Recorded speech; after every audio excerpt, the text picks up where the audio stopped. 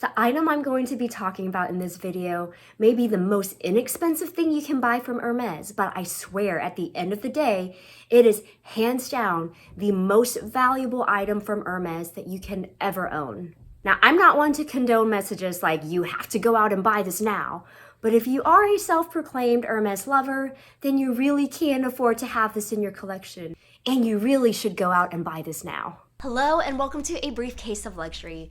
I know some of you may think it's weird that I always start my videos by saying I'm a business professor. I don't say that to try to establish any sort of credibility or authority. If anything, that holds absolutely no weight here on social media in the context of the content of my channel. It may actually count against me, honestly, because I am someone who you could argue is supposed to be an expert on strategic decision making, yet I seem to make irrational and just sometimes downright poor decisions when it comes to how I spend my hard-earned money. But I guess you can also say that because I've dedicated my career to understanding the various types of strategies that exist in business, then I do look at businesses that I spend my hard-earned money with through a slightly different lens. Not just as a consumer, but as a shareholder in many of the fashion houses I enjoy that are publicly traded, and as a researcher.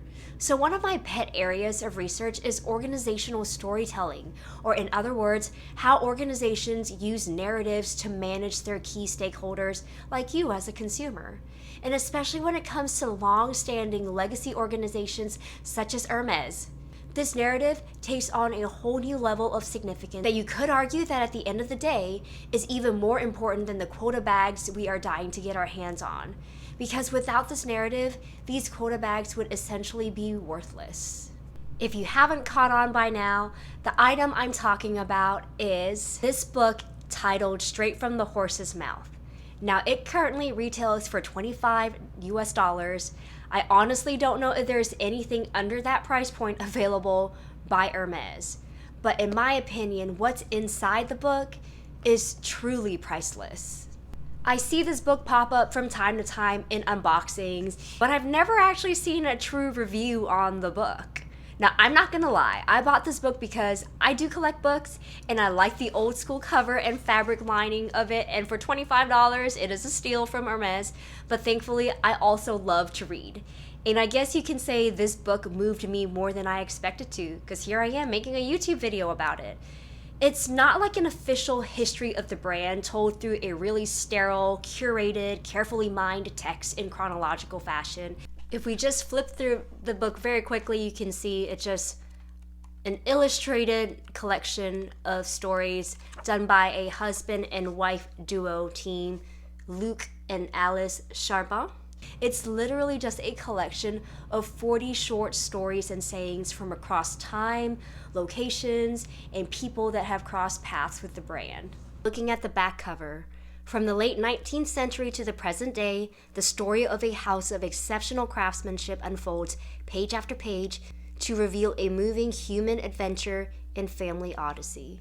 I think that sums it up quite well. There's a lovely foreword written by Hermes' Director of Cultural Heritage where they talk about the oral archive they started to build back in the 60s to collect testimonies from their staff. Now, as a researcher, it would be a dream to have access to that, but I'll probably need to brush up on my French first. But just the fact that they have an oral archive already speaks volume to the role their history plays in shaping their future direction as a company. Now, I could probably do an entire lecture on this book alone and how it epitomizes the power of organizational storytelling and why it's so important to Hermes' personal business strategy, but I won't. But I will share with you why I'm so impressed with this item, why I think it's a product that is extremely important to the company, and why it should be important to you, whether you are an admirer of the brand, a quota bag hopeful, an avid customer, or an invested shareholder. Yes, there are really cute stories in here that shed light on how certain now infamous designs came to be, like the Constance, the Kelly, the Birkin, the Petite H, the Jeanne d'Arc design, and so many more. And there's also tidbits of information about the flagship store in Paris, what you can find on the third floor museum, and information about certain bits and pieces that were from Émile Hermès' personal collection. But from a big picture perspective, there's really two things these stories boil down to: the romanticizing of Hermès' leadership and craftsmanship. I want to share some of the key stories and snippets that perfectly sum these up. Now, granted, when organizations have the liberty to publish their own narratives, their leadership is hardly ever going to be painted in a negative light, because that would just be shooting yourself in the foot, and that would be plain stupid. So I love the fact that these are unofficial narratives told by workers and craftsmen, and the stories often capture their casual, informal interactions with key figures in the company. My favorite is probably the story about the interaction between Émile Hermès and the electrician of the Faubourg store. I'm just going to read the snippet that I feel best sums it up. And so the electrician's name is Roger. And when Roger hesitated shaking Émile's hand since his own was covered in dust, Émile replied, "It's an honor to shake hands with a man dirtied by his work." Since that day, Roger claimed that Émile could have asked for anything, and I'd have done it before he'd finished speaking. My next favorite would be the story about the interaction between Jean-Louis Dumas and an old lady that was just passing by and wanting a tour of the workshop.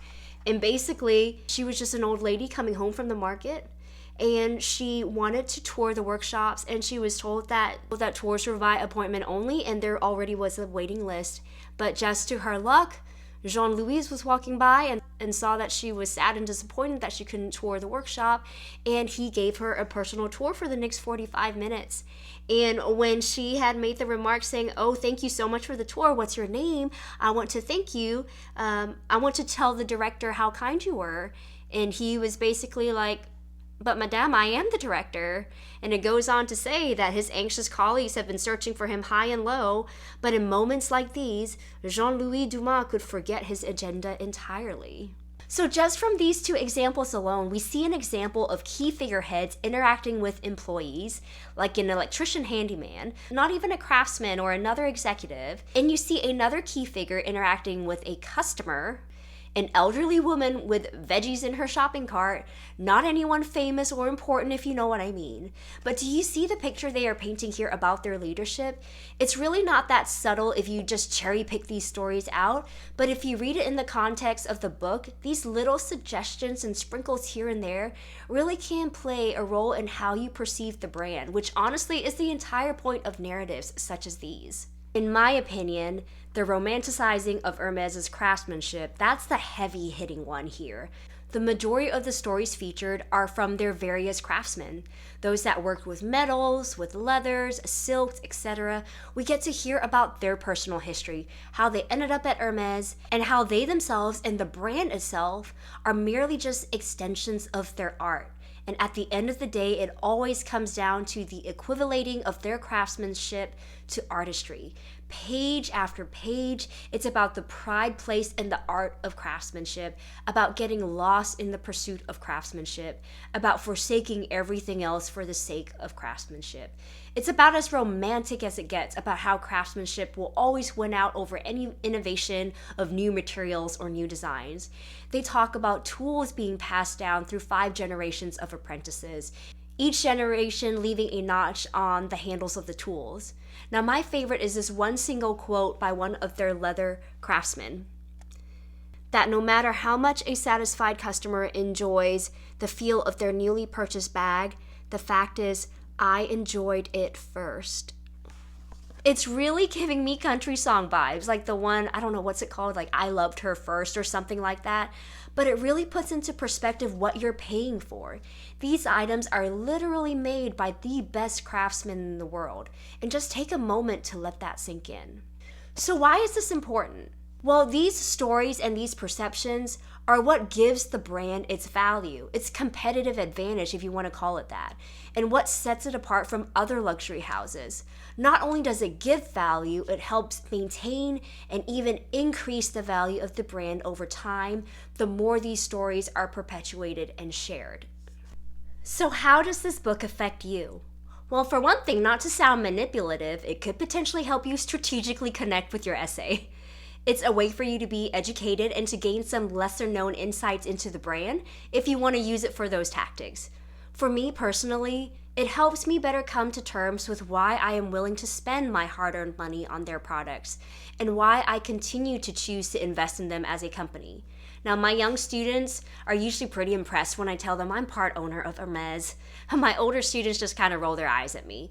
Now, Hermes is one of those few companies I strategically invest in because their messaging and strategic positioning among other pure luxury houses, it really does resonate with me. If you have this book, let me know if you've read it and let me know what you think about it. And for those of you who are questioning why you are buying Hermes or why you are playing the Hermes game, I'm curious to know if this book changes your perceptions at all on whether the game is worth it. I hope you have enjoyed this video. Please consider liking, subscribing to this channel, and tapping the notification bell, and I'll see you in my next one.